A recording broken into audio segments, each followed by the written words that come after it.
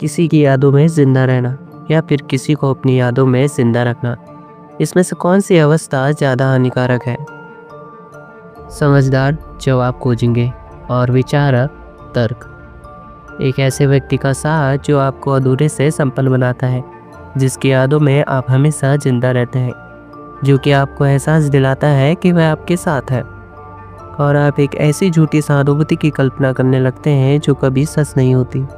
और जब आपको पता चलता है कि वो शख्स जो कल तक तुम्हारा था, अब वो किसी और की यादों में पल रहा है, जो कल तक तुमसे जुड़ा हुआ था अब किसी और से जुड़ चुका है, तो आपको धक्का लगता है। जिस शख्स को आपको याद करके सहानुभूति मिलती थी, अब वही आपके लिए जहर बन जाता है। जिसे तुमने गुलाब दिया, अब वही तुम्हें कांटों की तरह चुभने लगता है और आपकी मानसिकता को कुछ इस तरह बदल देता है कि अब आप दोबारा किसी से जुड़ नहीं पाते, क्योंकि अब आप किसी को अपना मानने से पहले कई बार सोचते हैं।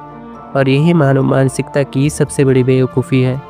और अगर आप इसे प्रेम कह रहे हैं तो शायद आप आकर्षण के सिद्धांत को नहीं जानते, जो कि किसी को पागल भी कर सकता है।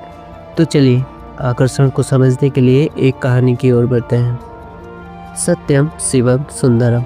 कई लोग इस फिल्म से वाकिफ होंगे। इस फिल्म में एक लड़की जो अपने चेहरे पर लगे दाग को सबसे छुपाती, जो बचपन में एक दुर्घटना से जल जाता है और उसके जन्म के बाद ही उसकी माँ की मृत्यु हो जाती है, जिसके कारण लोग उसे अभागन बुलाते। जब शशि कपूर पहली बार उसकी सुरीली आवाज़ सुनते हैं तो वो इससे आकर्षित हो जाते हैं। वो कल्पना करने लगते हैं जिसकी आवाज़ इतनी सुंदर है उसका रूप कितना सुंदर होगा। उसके बाद वो एक ऐसे झूठ को सच मानने लगते हैं जो सच होता ही नहीं। एक ऐसे सुंदर सत्य की कल्पना जो उनकी कल्पनाओं तक ही सीमित होती है। लड़की इस बात को समझ जाती है और उससे अपने चेहरे पर लगे दाग को छुपाती।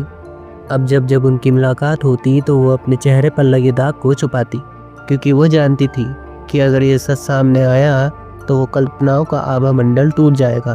कुछ समय बाद दोनों को एक दूसरे से प्यार हो जाता है और जब सत्य सामने आता है तो शशि कपूर से बर्दाश्त नहीं कर पाते और उस सच को सामने से ठुकरा देते हैं। और वो सच जो केवल उनकी कल्पनाओं में ही सुंदर था, वो उसे ढूंढने लगते हैं। वो दर बदर भटकते, लेकिन उस सच को अपना ही नहीं पाते जो उनके सामने खड़ा था। वो सच जिसे इतना सुंदर समझा, वो इतना बदसूरत कैसे हो सकता है। मूवी की क्लाइमैक्स में भले जो भी हुआ हो, लेकिन इस फिल्म में आकर्षण के सही सिद्धांत को दिखाया गया है, जो कि प्यार जैसी काल्पनिक दुनिया को सच बनाता है। सत्य सामने होते हुए भी उसे ना देख पाना, यही आकर्षण का सबसे बड़ा उदाहरण है।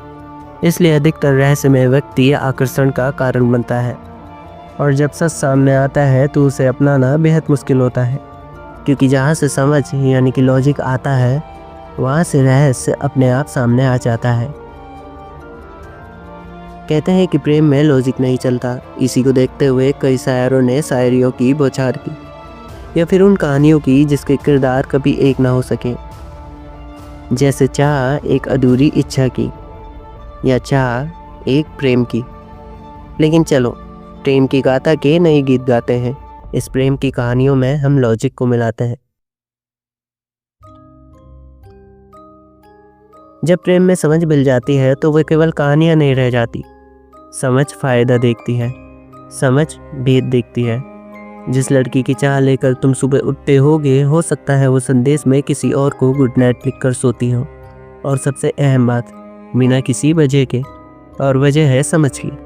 आपने एक बार जरूर सुनी होगी, असफल आदमी के पीछे एक औरत का हाथ होता है।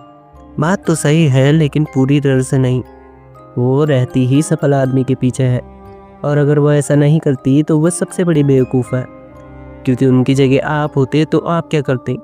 और जिन्होंने किया वो जानते हैं कि इसका क्या परिणाम हुआ। तो इस बात की कल्पना बिल्कुल मत करना कि प्यार में राजनीति नहीं चलती।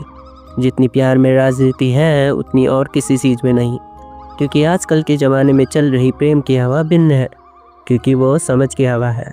और यही वजह है कि आजकल के ज़माने में सच्चा प्यार कोई नहीं करना चाहता, क्योंकि सच्चे प्यार में समझ नहीं, समर्पण और संकल्प काम करता है। इसलिए सामने वाला व्यक्ति भावुक हो सकता है, लेकिन बेवकूफ़ नहीं। अब आप ये सोच रहे होंगे कि मैं कौन होता हूँ आपको ये समझाने वाला, और अगर मैं सच कहूँ तो मेरे पास कोई अलौकिक ज्ञान नहीं, तो मैं अपनी बात केवल कुछ लाइनों में ख़त्म कर रहा हूँ, क्योंकि जिनके पास समझ होगी वो मेरी बात से ज़रूर सहमत होंगे। ज्ञान के समुद्र में मैं समझ की कश्तियों को तैराता हूँ। क्या जानोगे तुम मेरी गाथा? मैं अनुभव के गीत गाता हूँ।